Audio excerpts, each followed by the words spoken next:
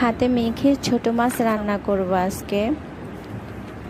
এখন মাছের সাথে দিয়ে দিচ্ছি পেঁয়াজ, রসুন বাটা দিলাম, তারপরে কাঁচামরিচ এবং দিলাম হলুদের গুঁড়া পরিমাণ মতো, মরিচের গুঁড়া, ধনে গুঁড়া এবং কাঁচা সরিষার তেল আর স্বাদ মতো লবণ দিয়ে একসাথে হাত দিয়ে মেখে নিচ্ছি বন্ধুরা। আমি ছোট মাছটা খুবই পছন্দ করি, সেজন্য আমার এটি বারবার রান্না করা হয়। সব মশলা দিয়ে মাখানো শেষে পরিমাণ মতো পানি দিয়ে চুলায় উঠিয়ে দিলাম।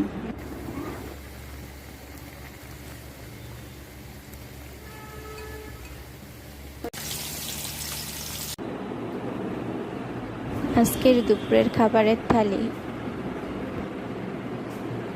এটা তো পুরা ভিডিও।